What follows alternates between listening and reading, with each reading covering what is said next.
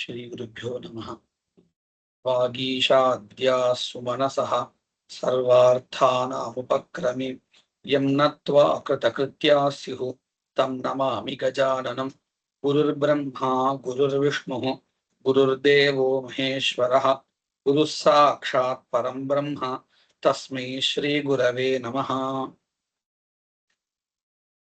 द्वितीयाध्यायस्य प्रथमे पादे प्रथमे अधिकरणे द्वितीयं वर्णकं पठ्यमानं वर्तते भावार्थाधिकरणं। तत्र स्पन्दः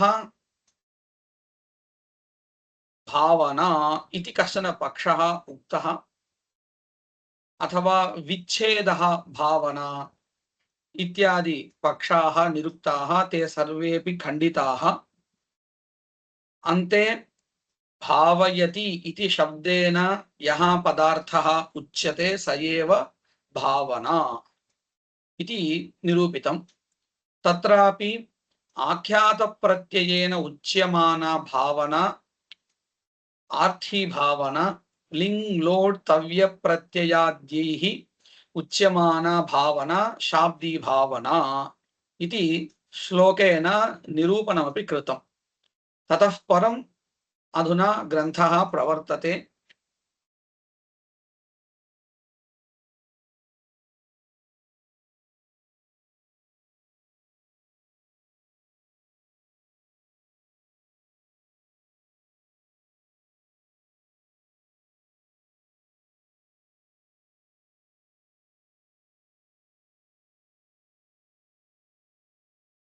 मध्ये सम्पर्कः नष्टः, अधुना पुनः उच्यते। किञ्च इत्यारभ्य ग्रन्थः प्रवर्तते अग्रे। स्पन्दादिवादिनोऽपि न स्वरूपेण स्पन्दादीनां भावनात्वम् आहुः। पश्यन्तु, स्पन्दः भावना इति केचन अवदन् किल, तेपि स्पन्दत्वेन स्पन्दना भावना इति स्पन्दत्वेन स्पन्दः भावना इति तेषाम् अभिप्रायः नास्ति। किन्तु अनुकूलत्वेन जनकत्वेनैव स्पन्दः आख्यातार्थः, स्पन्दः विधिप्रत्ययार्थः इत्येव तेषाम् अभिप्रायः। अर्थः गृहीतः वा? स्पन्दः भावना इति ये अवदन् तेषामपि मते स्पन्दत्वेन सह स्पन्दः नापेक्षितः।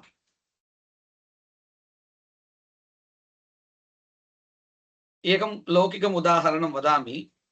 सिंहासनं किञ्चित् वर्तते, तत्र यः अधिपतिः आगत्य उपविशति, राजा, सः किं महाराजत्वेन उपविशति वा अथवा दशरथपुत्रत्वेन सीतापतित्वेन वा? रामः कथम् उपविशेत् तत्र आसने? राजत्वेन, महाराजत्वेन, राज्ञत्वेन उपविशेत्। सामान्यतया दशरथपुत्रत्वेन इति नापेक्षितं। स एव पदार्थः, परन्तु केन धर्मेण तत्र भासते इति कश्चन नियमः अस्ति किल। तद्वत् ये स्पन्दः भावना अस्तु, स्पन्दः एव भावना इति वदन्ति, तेपि स्पन्दत्वेन तं स्पन्दं न स्वीकुर्वन्ति, किन्तु पचति इत्यत्र पाकानुकूलत्वेन तं स्वीकुर्वन्ति, पाकजनकत्वेन तं स्वीकुर्वन्ति। अधुना विषयः अवगतः वा? मया यः विषयः अधुना निरूप्यते सः विषयः सम्यक् अवगतः वा?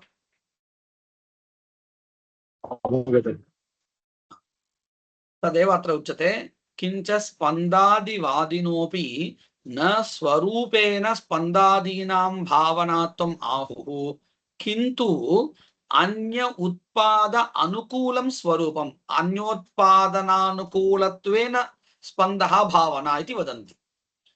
इदं किमर्थम् उक्तं? स्पन्दः यैः गृह्यते तैरपि अन्योत्पादनानुकूलत्वेनैव गृह्यते। तर्हि स्पन्दः किमर्थः? अन्योत्पादनानुकूलः कश्चन पदार्थः। सः यत्नः वा भवतु अथवा अतिरिक्तः कश्चन पदार्थः वा भवतु, यः कोऽपि भवतु, अनुकूलत्वम् उत्पादनानुकूलत्वविशिष्टः कश्चन पदार्थः भावना इत्येव अस्तु। सः पदार्थः एव भावयति न उच्यते। भावयति इत्यस्य स एव किल अर्थः निजन्तभावना शब्दस्य। तर्हि तदेव अस्तु इति स्वकीयं मतं सम्यक् अस्ति इति उपपादयति। तस्मात् अस्मदुक्ता एव भावना। एतावत्पर्यन्तम् अत्र भावना का इति निरूपिता। यथा उदाहरणं प्रदर्श्यते, पचति इत्यत्र ओदन फलोत्पत्त्यनुकूला सा एव भावना, तथा यजति इत्यत्र यागादि फलोत्पत्त्यनुकूला। तर्हि तत्र तत्र धातुः यं व्यापारं बोधयति तदनुकूल व्यापारः एव भावना। पठति इत्युक्तं वा, पठनम् अत्र व्यापारः, तदनुकूल व्यापारो नाम शरीरनिष्ठा चेष्टा, तदनुकूलः यः व्यापारः स एव भावना इति शब्देन उच्यते। अतः तत्र तत्र धातुः यादृशं व्यापारं क्रियां बोधयति शरीरनिष्ठां चेष्टां तदनुकूलत्वेन भावना उच्यते।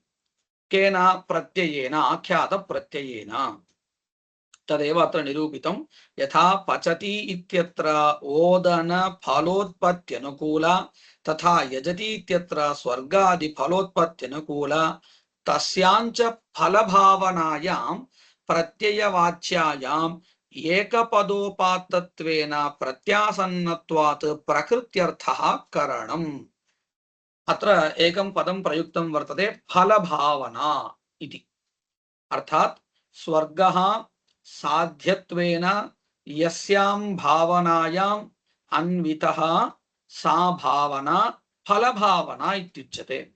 अग्निहोत्रं जुहुयात् स्वर्गकामः इत्यत्र या आर्थी भावना प्रत्ययेन बोधिता, तस्यां भावनायां, तस्यां फलभावनायां स्वर्गः साध्यत्वेन अन्वितः, अतएव तस्याः भावनायाः का संज्ञा, फलभावना इति व्यवहारः शास्त्रे।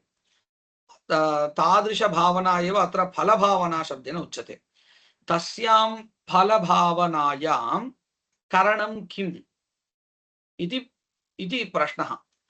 फलभावनायां प्रत्ययवाच्यायां, फलभावनायाः एकं विशेषणं प्रत्ययवाच्यायाम्, अर्थात् आख्यात प्रत्ययेन बोधितायां फलभावनायां एकपदोपात्तत्वेन, अर्थात् यजेत इत्यत्र प्रत्ययेन आर्थी भावना फलभावना बोधिता, तस्मिन्नेव पदे प्रकृतिभूतः धातुः वर्तते यज् धातुः। तेन यज् धातुना कः बोधितः, यागः बोधितः। तर्हि यागस्य फलभावनायाश्च मध्ये एकपदबोध्यत्वम् इति कश्चन धर्मः वर्तते। तम् आदाय आदौ यागस्य एव करणत्वेन अन्वयः उच्यते इति निरूप्यते। पश्यन्तु, एकपदोपात्तत्वेन प्रत्यासन्नत्वात्। ई प्रत्यासन्नत्वादित्यस्य अर्थः कः, अत्यन्तं सन्निहितत्वात् प्रकृत्यर्थः धात्वर्थः करणं, न तु द्रव्यादिः। कुतः, द्रव्यादिः भिन्नपदेन बोधितः। द्रव्यं वा अन्यत् किमपि वा भिन्नेन पदेन तद् बोधितमस्ति इति कृत्वा तस्य करणत्वेन फलभावनायाम् अन्वयः नास्ति, न तु द्रव्यादिः। कुतः, तस्य द्रव्यस्य पदान्तरोपात्तत्वेन विप्रकृष्टत्वात्। पङ्क्त्यर्थः सम्यक् गृहीतः वा?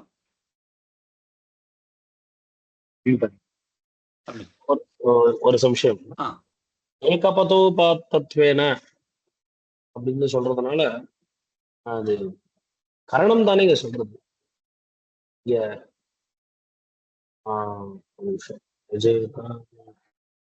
अंश, अदावदु आर्थी भावना साध्यत्वेन अन्वयम्, அந்த விஷயம் தான் இங்க சொல்லப்படும்.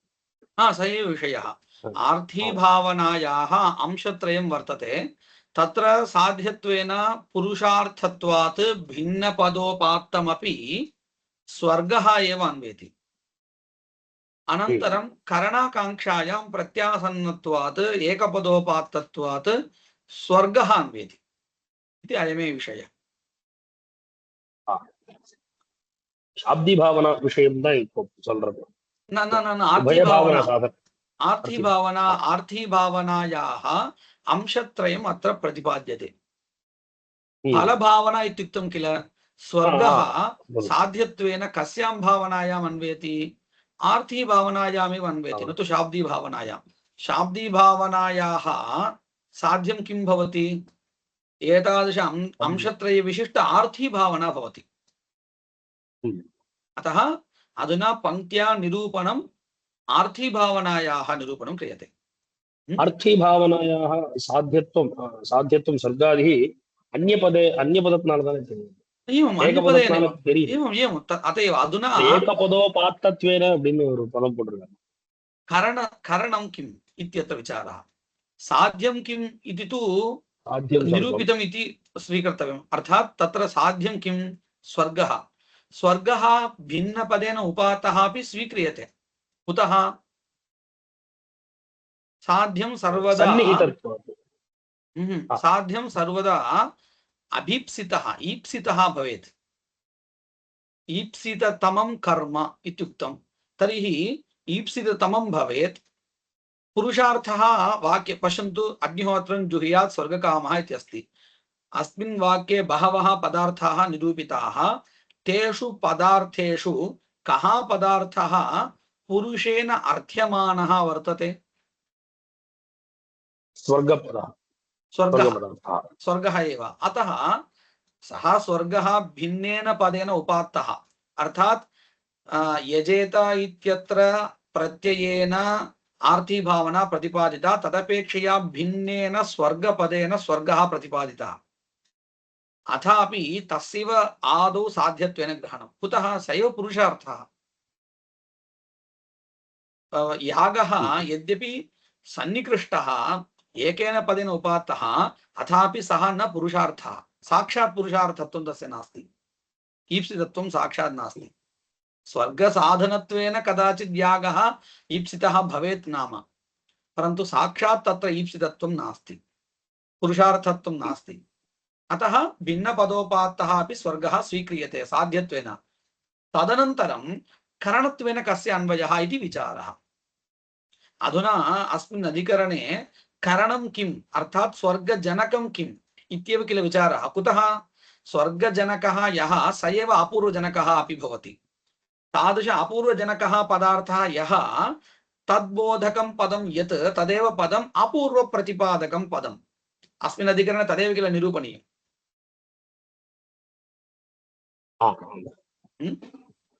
तर्हि अत्र करणं किम् इत्येव विचारः क्रियते न तु द्रव्यादि तस्य पदान्तर उपात्तत्वेन विप्रकृष्टत्वात् साध्यरूपोऽपि प्रकृत्यर्थः स्वसाधननिष्ठन् शक्नोति फलं साधयितुम् अधुना कश्चन प्रश्नः यागः स्वर्गं प्रति साधनम् इति भवता उच्यते एकपदोपात्तत्वेन भावनायां तस्यैव साधनत्वेन अन्वयः इति सः यागः एतावता न सिद्धः साध्यपदार्थः इतोपि सः पदार्थः यागः न उत्पन्नः इतः परमेव द्रव्यादिभिः सः उत्पादनीयः चेत् सः सिद्धपदार्थः भवति वा साध्यपदार्थः भवति वा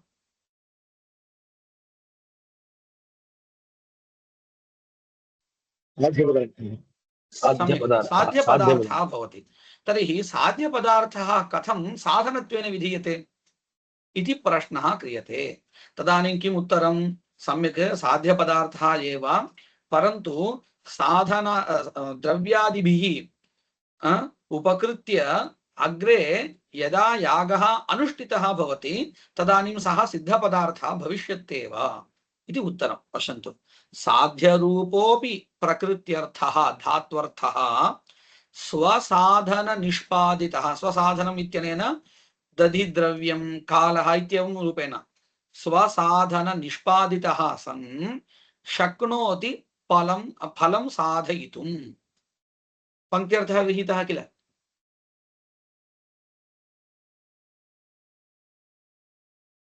श्रूयते वा द्रव्यादीनां तु प्रकृत्यर्थ उत्पादनेन दृष्टः एव उपकारः द्रव्यं किं करोति दधि यागं प्रति उपकारं करोति अतः दृष्टोपकारः भवति दध्यादि द्रव्यादि निष्पादितेन धातुवाच्येन यागादिकरणेन स्वर्गादि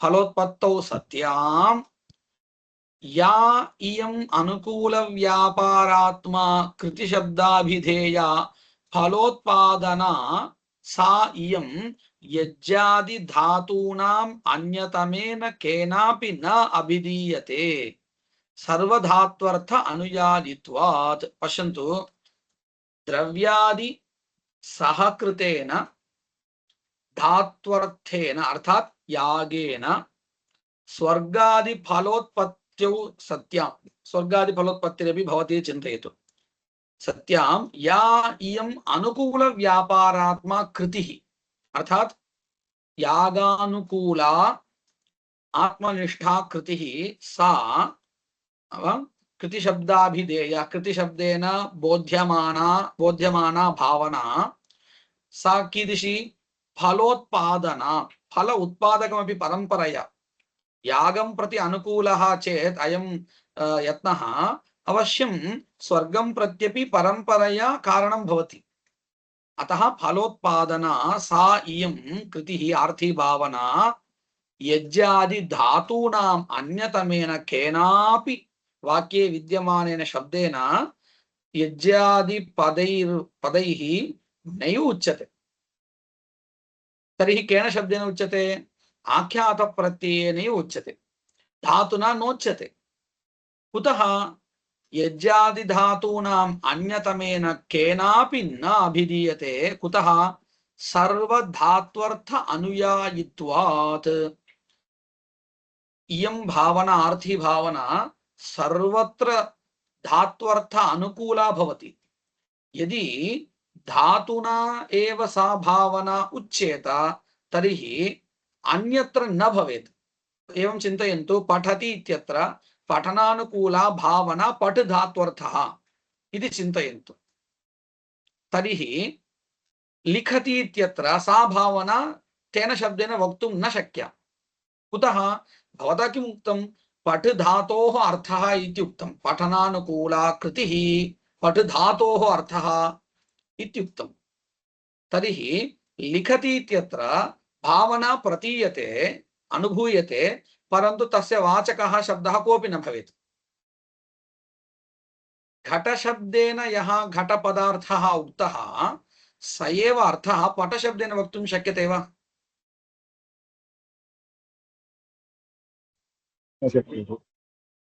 यदि पठ धातोः एव पठनानुकूला भावना इत्यर्थः तावान् अर्थः पठ धातोः अर्थः तर्हि लिख धातुना कथं भावना वक्तुं शक्या नैव वक्तुं शक्या न प्रतिपादन शब्दः तत्र कोऽपि न भवेत् इति स्थितिर्भवति आपद्येत अत एव किम् उच्यते पठति इत्यत्र पठ धातुना शरीरनिष्ठ चेष्टा क्रिया एव उच्यते तद् अनुकूल व्यापारः प्रत्ययेनैव उच्यते इति वक्तव्यं तदानीं तु क्लेशो न भवति लिखति इत्यत्रापि तत् प्रत्ययः वर्तते भावना बोधक प्रत्ययः वर्तते अतः तत्रापि भावना बोध्यते इति वक्तुं शक्यते तात्पर्यम् अवगतं वा पङ्क्त्यर्थः सम्यक् गृहीतः वा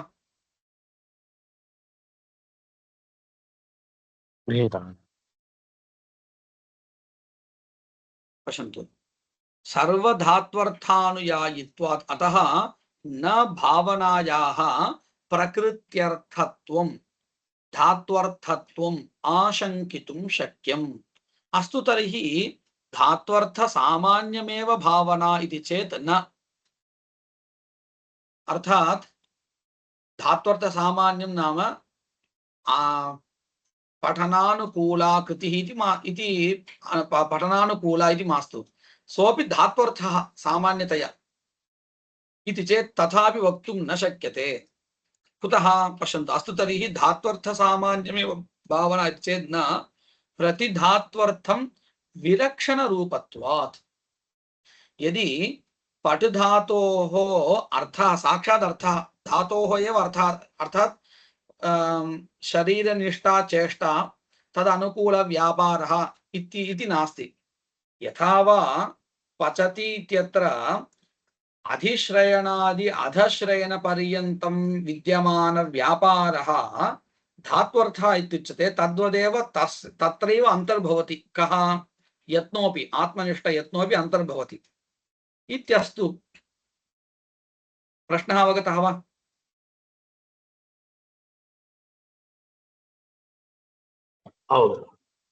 उत्तरं किं? तथा उच्यते चेत् कः क्लेशः भवति? अयं यत्नः सर्वत्र समानः न भवति। पठति इत्यत्र पठनानुकूला कृतिः, लिखति इत्यत्र लेखनानुकूला कृतिः इति भिद्यते। अतः सामान्यतया धात्वर्थः इति वक्तुं न शक्यते, वैलक्षण्यं सर्वत्र अनुभूयते इति उत्तरम्। तदेव अत्र उक्तं। पश्यन्तु। अस्तु तर्हि धात्वर्थ सामान्यमेव भावना इति चेत् न, धात्वर्थे विलक्षणरूपक धात्वर्थः विलक्षणरूपत्वात् इति उत्तरम्। अनन्तरं तस्यैव विवरणं क्रियते। अन्यद्धि पाकस्य ओदनं प्रति अनुकूलत्वम्, अन्यच्च चलनस्य संयोग विभागौ प्रति। पाकः इत्युक्ते पच् धातोः यः अर्थः स एव अर्थः सर्वत्र इति वक्तुं न शक्यते। कुतः? ओदनानुकूला क्रिया अन्या। एवमेव अन्यत् देशं गच्छति इति चिन्तयतु। तदानीं संयोग विभाग जनिका क्रिया अन्या चेत् तदनुकूल व्यापारः अर्थात् कृतिः सापि अन्या इत्येव वक्तव्या। तदेव प्रतिपादयति। अन्यद्धि पाकस्य ओदनं प्रति अनुकूल्यम्, अन्यच्च चलनस्य संयोग विभागो प्रति अनुकूल्यम्। अन्यथा फल विभाग अनुपपत्तेः। यदि सर्वत्र भावना एका एव, व्यापारोऽपि समानः, तर्हि सर्वत्र एकमेव फलं भवति। पचति इत्यत्रापि समानं फलं, गच्छति इत्यत्रापि समानं फलम् इति स्यात्। तथा नैव अस्ति लोके, तथा न अनुभूयते। अन्यथा फल विभाग अनुपपत्तेः। भिन्नासु भावना व्यक्तिषु भावनात्व सामान्यम् अनुवर्ततां नाम। अर्थात् पश्यन्तु, पाकानुकूला कृतिः अन्या, पठनानुकूला कृतिः अन्या, धावनानुकूला कृतिः अन्या इत्येवं तत्र तत्र अनुकूला कृतिः भिन्ना भिन्ना यद्यपि, तथापि तासां भावनानां सामान्यं ज्ञातुं किं वक्तव्यं? भावनात्वम् अथवा अनुकूल व्यापारत्वम् इति कश्चन धर्मः स्वीक्रियते। पश्यन्तु, पठनानुकूला या कृतिः तस्यामपि अनुकूलत्वम् अथवा भावनात्वम् इति कश्चन धर्मः वर्तते। तेन तादृश भावनात्व अथवा अनुकूलत्व धर्मेण सर्वासां भावनानां एकत्रीकरणम् अर्थात् एकपदार्थत्वेन ग्रहणं संभवति। तावता सर्वापि भावना एकस्य शब्दस्य अर्थः सामान्यतया अर्थः इति वक्तुं न शक्यते। पश्यन्तु,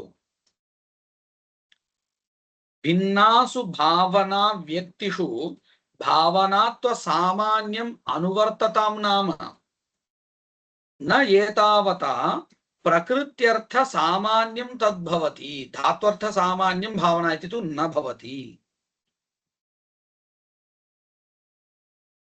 तस्मात् विशेष रूपात् सामान्य रूपाच्च यज्जादि धातु वाच्यात् अन्या एव आख्यात प्रत्यय वाच्या भावना।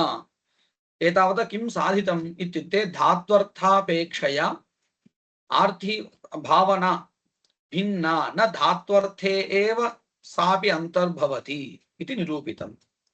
तथा सति यजेता इत्यत्र आख्यातस्य भावयेत् इत्यर्थः भवति। तत्र किं भावयेत्, केन भावयेत्, कथं भावयेत् इत्याकांक्षायां स्वर्गं भावयेत् इति अन्वयः। एवं यागेन भावयेत् इति धात्वर्थस्य करणत्वेन अन्वयः। अनन्तरम् अज्ञन्वाधान प्रयाज अवघातादिभिः उपकारं सम्पाद्य भावयेत् इत्येवं रूपेण क्रमेण भाव्य करण इति कर्तव्यता समर्पणेन आकांक्षा पूरणात् प्रकरण आम्नातः सकलः शब्द संदर्भः भावनावाचिनः आख्यातस्यैव प्रपञ्चः। अर्थात् तस्मिन् प्रकरणे बहवः पदार्थाः विहिताः भवन्ति, यागः प्रयाजादिः एवं द्रव्यम् इत्येवं रूपेण सर्वेषामपि पदार्थानां भावनायामेव अन्वयः। येन केनचित् प्रकारेण प्रकरणे पठितं यत् फलं तत् साध्यत्वेन भावनायाम् अन्वयति। प्रधान यागः धात्वर्थः करणत्वेन, प्रयाजादिः इति कर्तव्यतात्वेन इत्येवं रूपेण सर्वेषामपि पदार्थानां भावनायामेव अन्वयः इति कृत्वा सर्वमपि आख्यातस्यैव प्रपञ्चः। अनन्तरं भाव्यादि अंशत्रयवती सा इयम् आर्थी भावना इत्युच्यते। एतादृश अंशत्रय विशिष्टा भावना आर्थी भावना इत्युच्यते। सा सर्वा अपि अंशत्रय विशिष्टा भावना शब्द भावनायाः भाव्या भवति। विधायकः लिङ्गादिः कारणं कुत्र अधुना उच्यते? शाब्दी भावनायाः अंशत्रयं निरूप्यते। सर्वापि आर्थी भावना शब्द भावनायाः साध्यं भवति इत्युक्तं। तर्हि साध्याकांक्षा आर्थी भावनया शान्ता भवति इत्यर्थः। अनन्तरं शाब्दी भावनायाः करणाकांक्षा लिङ्गादिभिः शान्ता भवति। अर्थात् लिङ्गादि ज्ञानं करणत्वेन अन्वयति इत्यर्थः। विधायकः लिङ्गादिः करणं, लिङ्गादिः करणम् इत्युक्ते लिङ्गादिजन्यं ज्ञानं करणम् इत्यर्थः। अर्थवाद सम्पादिता स्तुतिः इति कर्तव्यतया अन्वयति। सा इयम् एतादृश अंशत्रय विशिष्टा भावना शब्द भावना, सा लिङ्गादिभिरेव गम्यते बोध्यते इत्यर्थः। अर्थभावना तु सर्वैः आख्यात प्रत्ययैः गम्यते इत्युक्तम्। तस्याञ्च अर्थभावनायां स्वर्गस्य भाव्यत्वं कथम् अवगम्यते? कमियोगाद् अवगम्यते। स्वर्गकामः इति वर्तते किल, अग्निहोत्रं जुहुयात् स्वर्गकामः इत्यत्र कमि प्रत्ययः वर्तते। तेन प्रत्ययेन स्वर्गस्य साध्यत्वम् अवगम्यते। तदेव वदति भाव्यत्वं कमियोगात् अवगम्यते। स्वर्गस्य भाव्यत्वं कमियोगाद् अवगम्यते।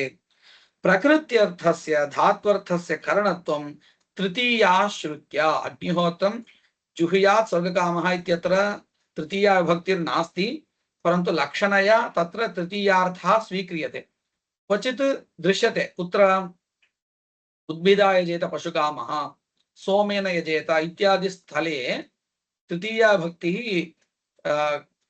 करणत्वं बोधयति। उद्भिदा यजेत इत्यादिषु अग्निहोत्रं जुहोति इत्यत्र तथा तृतीया विभक्तिर्नास्ति, परन्तु लक्षणया तत्र करणत्वं स्वीक्रियते। अतः प्रकृत्यर्थस्य करणत्वं तृतीयाश्रुत्या अवगम्यते। तथा च श्रूयते दर्शपूर्णमासाभ्यां स्वर्गकामो यजेत, चित्रया यजेत पशुकामः। पश्यन्तु अत्र दर्शपूर्णमासाभ्याम् इत्यत्र तृतीया विभक्तिरस्ति, सा विभक्तिः करणत्वं बोधयति। एवमेव चित्रया यजेत पशुकामः इत्यत्रापि तृतीया विभक्तिः अस्ति इति कृत्वा धात्वर्थस्य करणत्वं बोधयति। चित्रया यजेत पशुकामः इति तच्च करणत्वं अपूर्वकल्पनामन्तरेण न संभवति इति अभिधास्यते। अर्थात अपूर्वं विना धात्वर्थस्य यागस्य करणत्वं न सिद्ध्यति इति अग्रे निरूपयिष्यते। तदनुसारेण तत्र अपूर्वं कल्प्यते। तस्मात् आख्यात प्रत्ययान्तात् भावार्थपदात् अपूर्वं गम्यते। यजेत अग्निहोत्रं जुहुयात् स्वर्गकामः इति वा यदाज्ञेयः इति वा वाक्ये यद्यपि अनेक अर्थ प्रतिपादकानि पदानि वर्तन्ते तथापि तेषु यत् आख्यातान्तं पदं धात्वर्थबोधकं पदं तदेव पदम् अपूर्व प्रतिपादकम् इति अवगम्यते। तस्मात् आख्यात प्रत्ययान्तात् भावार्थपदात् अपूर्वं गम्यते। अत्र किमर्थमिदं सर्वं चिन्तनीयं? प्रयोजनं किम्? अनुष्ठाने किं प्रयोजनमस्ति इति चेत् पश्यन्तु। यदि वाक्ये विद्यमानानि सर्वाण्यपि पदानि अपूर्व प्रतिपादकानि तर्हि मुख्यान्वयः लभ्यते। एवं चिन्तयन्तु। आज्ञेयपदमपि अपूर्व प्रतिपादकम् इति चिन्तयतु। तर्हि आज्ञेयपदेन उच्यमानं यद् द्रव्यं तस्यापि फलसाधनत्वम् अस्ति इति भवति। साक्षात् फलसाधनत्वम् अस्ति चेत् यदि तद्द्रव्यं न लभ्येत तर्हि तस्य प्रतिनिधिर्न भवति। सर्वथा विहितस्य मुख्यस्य प्रतिनिधिर्न भवति। फलसाधनीभूतस्य साक्षात् फलसाधनीभूतस्य प्रतिनिधिर्न भवति। दृष्टं यत् तस्यैव प्रतिनिधिर्भवति। उदाहरणतया पश्यन्तु। सोमः न लभ्यते चेत् पूतिका न भीषुनीयात् इति वर्तते। सोमद्रव्यं यदि साक्षात् फलसाधनं तर्हि तस्य प्रतिनिधिः वक्तुं न शक्यते। अयं विषयः सम्यक् गृहीतः वा?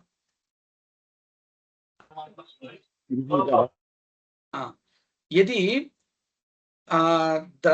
द्रव्यबोधकं पदमपि अपूर्व प्रतिपादकं तर्हि द्रव्यस्य प्रतिनिधिर्न स्यात् तस्य फलसाधन साक्षात् फलसाधनत्वात्। परन्तु सिद्धान्तोक्तरीत्या द्रव्यादीनां यागजनकत्वमेव यागसाधनत्वमेव दृष्टोपकारकत्वमेव इति यदा निरूपितं तदानीं किं भवति? द्रव्यस्य अलाभे तस्य प्रतिनिधिः अवश्यं भवत्येव इति अनुष्ठाने वैलक्षण्यं वर्तते इति प्रयोजनं विचारस्य प्रयोजनं निरूप्यते। चिन्ता प्रयोजनं प्रकृत विचार प्रयोजनं किम् इत्युक्ते पूर्वपक्षे द्रव्यादि अपचारे नाशे प्रतिनिध्यभावः सिद्धान्ते तु तत्सद्भावः प्रतिनिधि सद्भावः इति अत्र प्रयोजनं वर्तते। अत्र श्लोकार्थः उच्यते। द्रव्यादि शब्दतो पूर्वधीर्भावार्थ पदादुत द्रव्यादि शब्दतः द्रव्यबोधक शब्दतः अपूर्वधीः अपूर्व प्रतिपादनम् अथवा भावार्थ पदात् उत इति शब्दः एव अथवा इत्यर्थं बोधयति। उत अपूर्वधीः भावार्थ पदादेव वा इति संशयः। अत्र द्रव्यादि इत्यत्र आदिशब्देनैव वाक्ये विद्यमानानि सर्वाण्यपि पदानि अपूर्व प्रतिपादकानि वा केवलं भावार्थ बोधकं पदमेव वा अपूर्व प्रतिपादकम् इति संशयः। द्रव्यादीनां फलार्थत्वात् तच्छब्देन हि अपूर्वधीः। पूर्वपक्षी कथयति द्रव्यादीनां सर्वेषां वाक्ये श्रूयमान पदार्थानां फलार्थः फलार्थान्वयः फलार्थत्वात् अर्थात् फलान्वयः अस्तु इति अस्ति इति कृत्वा तच्छब्देन सर्वेनापि शब्देन अपूर्वधीः अर्थात् सर्वे इति तु नास्ति। तत् पूर्वस्मिन् अधिकरणे एव नास्ति इति खण्डितम्। एकेन पदेन इत्युक्ते द्रव्यबोधकपदेन इति अत्र स्वीकर्तव्यम्। अपूर्वधीः क्रियाद्वारं ऋते द्रव्यं फलेन न हि युज्यते। क्रियाद्वारं विना केवलस्य द्रव्यस्य फलसाधनत्वं नैव संभवति। अतः भावनावाचिनः अपूर्वम् आख्यातात् अवगम्यते। भावनावाचिनः आख्यातात् भावनाबोधकात् आख्यातपदात् अपूर्वम् अवगम्यते इति सिद्धान्तः। धात्वर्थव्यतिरेकेन एतावता सिद्धान्तः उक्तः, परन्तु कश्चन प्रश्नः उत्पादितः, धात्वर्थापेक्षया भावना इति कश्चन पदार्थः अस्ति वा इति। तस्य विचारः अधुना क्रियते। धात्वर्थव्यतिरेकेण भावना न इति चेत् न, धात्वर्थापेक्षया अतिरिक्ततया भावना इति कश्चन पदार्थः नास्ति इति चेत् न अस्ति। तत् सर्वधात्वर्थसम्बद्धः, सर्वधात्वर्थसम्बद्धोऽपि वर्तते। करोत्यर्थः हि भावना। पठति इत्यत्र करो पठनं करोति इति करोति न विव्रियते इति कृत्वा करोत्यर्थः सः यत्नः भावना। धात्वर्थः करणं, तस्याम् इत्युक्ते आर्थी भावनायां। कुतः? समानपदवर्णितत्वात्, समानपदवर्णितः धात्वर्थः तस्याम् आर्थी भावनायां करणं भवति। द्रव्यादि उपकृतिः दृष्टा धात्वर्थोत्पादनात्मिका। तर्हि वाक्ये विद्यमान द्रव्यबोधकं पदं किं करोति इत्युक्ते धात्वर्थं प्रति साधनं भवति, दृष्टविधया उपकरोति इत्यर्थः। द्रव्यादि उपकृतिः, उपकृतिर्नाम उपकारः, दृष्टा दृष्टविधया करोति। धात्वर्थ उत्पादनात्मिका दृष्टा द्रव्यादि उपकृतिः। दृष्टं प्रयोजनं किमिति? यागोत्पादनमेव द्रव्यस्य दृष्टं प्रयोजनम्, उपकृतिः नाम उपकारः वर्तते इति श्लोकस्य अन्वयः। अत्रैव समापयामः। अग्रिमम् अधिकरणं किञ्चित् बृहदधिकरणम् आरभ्यते चेत् समापयितुं न शक्यते इति अस्ति। वागीशाद्याः सुमनसः सर्वार्थानामुपक्रमी यं नत्वा कृतकृत्याः स्युः तं नमामि गजाननं। गुरुर्ब्रह्मा गुरुर्विष्णुः गुरुर्देवो महेश्वरः गुरुः साक्षात् परं ब्रह्म तस्मै श्री गुरवे नमः।